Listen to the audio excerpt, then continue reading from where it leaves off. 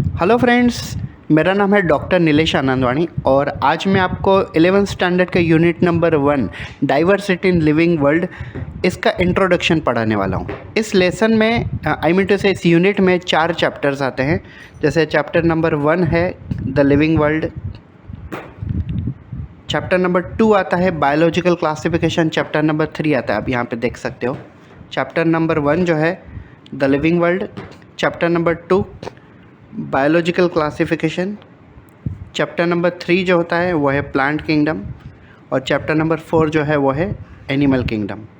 तो आज मैं आपको इसका इंट्रोडक्शन डिटेल में पढ़ाऊँगा, इस यूनिट का इंट्रोडक्शन, चैप्टर का इंट्रोडक्शन नहीं। तो देखिए, चलो हम स्टार्ट करते हैं। Biology is the science of living things and life processes. जैसे हमें पता है साइंस में फिज़िक्स, केमिस्ट्री, मैथ्स, बायोलॉजी, ये 4 सब्जेक्ट आते हैं मेनली। उसमें बायोलॉजी वो वाली ब्रांच है जिसमें हम लिविंग फॉर्म्स का स्टडी करते हैं और लिविंग फॉर्म्स के अंदर जो प्रोसेसेस होती है उनकी स्टडी कर सकते हैं। For example plants, animal, bacteria, viruses, इन सब की हम बायोलॉजी में स्टडी करते हैं और उनकी जो लाइफ प्रोसेसेस है, जैसे हमारे अंदर ग्लाइकोलिसिस होती है, क्रैब साइकिल होती है, डाइजेशन होता है, नर्वस सिस्टम होती है, ये जो लाइफ प्रोसेसेस है उनकी स्टडी को और लिविंग ऑर्गेनिज्म की स्टडी को हम बायोलॉजी बोलते हैं। The living world comprises all the amazing diversity of living organism. दुनिया में तरह तरह के ऑर्गेनिज़म पाए जाते हैं। जैसे हमें पता है कि प्लांट के ब्रांचेस के ऊपर बंदर लटकते हैं, पानी के अंदर मछलियाँ होती हैं, ठीक है, सांप रेंगते हैं, हम ह्यूमन बीइंग चलते हैं, ऊँट जो होते हैं कैमल वो रेगिस्तान में चलते हैं, डेजर्ट में चलते हैं, आई मीन टू से। तो लिविंग ऑर्गेनिज्म अगर आप देखो तो ये तो सिर्फ एनिमल है। प्लांट भी देखो आप, कुछ प्लांट पानी के अंदर पाए जाते हैं, कुछ प्लांट डेजर्ट में रहने के बावजूद भी, पानी कम मिलने के बावजूद भी वो सर्वाइव कर लेते हैं। तो ये जो है ये सब डाइवर्सिटी है, तरह तरह के लिविंग ऑर्गेनिज्म इस दुनिया में पाए जाते हैं, ये डाइवर्सिटी है। Early man could easily perceive the difference between inanimate matter and living organism. मतलब पहले से लेके आज तक हम जो लिविंग ऑर्गेनिज्म है, और या तो हम स्पेशली हम ह्यूमन बीइंग की बात करें तो हम लिविंग ऑर्गेनिज्म और नॉन लिविंग ऑर्गेनिज्म के बीच में फ़र्क कर सकते हैं। अब ये लिविंग ऑर्गेनिज्म को हम क्या बोलते हैं? लिविंग ऑर्गेनिज्म हम सब आते हैं, जो भी सांस लेता है, जो भी रिप्रोडक्शन कर सकता है, वो सब लिविंग ऑर्गेनिज्म है।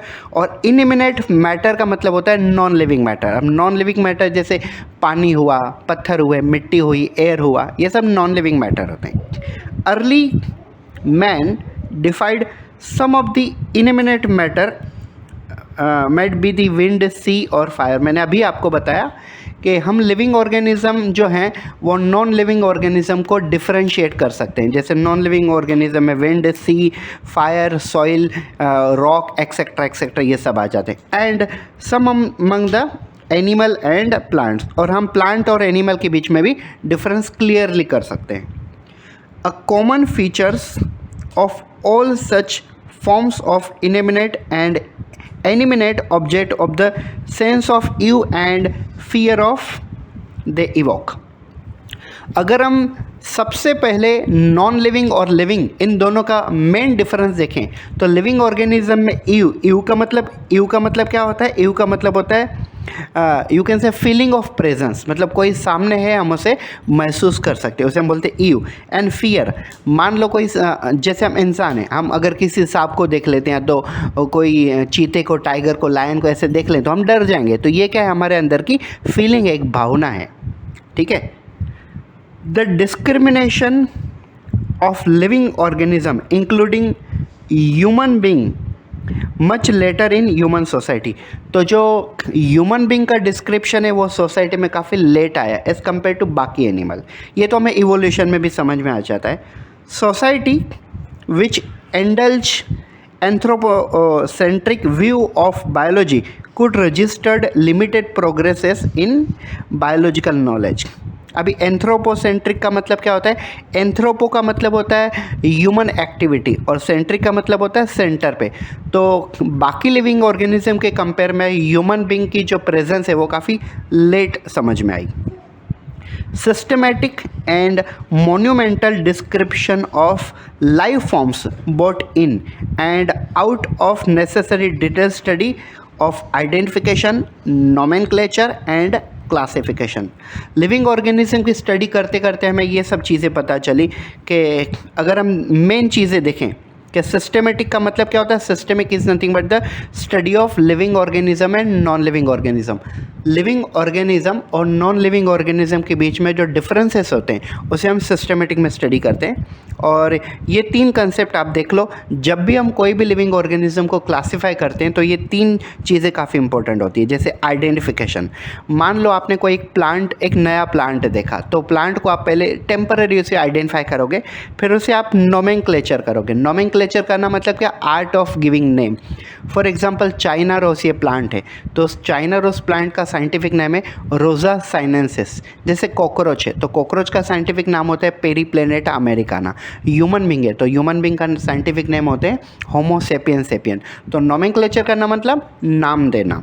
और उसके बाद classification. Classification in the sense हम कोई भी लिविंग ऑर्गेनिज्म को किंगडम से लेकर स्पीसीज तक क्लासीफाई करते हैं, उसे हम बोलते हैं classification.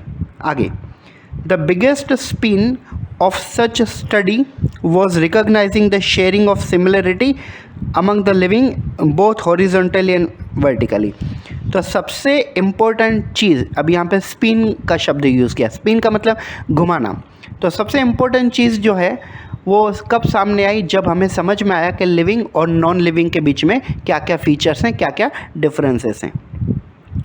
That all the present day living organism are related to each other and also all the organism ever live on the earth। Detail में स्टडी करने के बाद आज ये पता चलता है कि पहले भी लिविंग ऑर्गेनिज्म थे और आज भी लिविंग ऑर्गेनिज्म है, और लिविंग ऑर्गेनिज्म का नॉन लिविंग ऑब्जेक्ट के साथ क्या रिलेशन है वो हमें पता चलता है। अब टेक्निकली देखा जाए तो ये देखो मेरे हाथ में ये मार्कर है, ये नॉन लिविंग मटेरियल है, ठीक है, लेकिन मैं आपको टीचिंग करने के लिए इस नॉन लिविंग मटेरियल का यूज़ कर रहा हूँ। लिविंग, देखो बायोलॉजी पढ़ाने के लिए मैं नॉन लिविंग मटेरियल का इनिमिनेट ऑब्जेक्ट का यूज़ कर रहा हूँ ना, ऐसे ही पत्थर, पानी, मिट्टी, जो भी है ये सब चीज़ें क्या है? ये सब नॉन लिविंग मटेरियल है। was relation with a humbled man and led to the culture movement of conservation of biodiversity।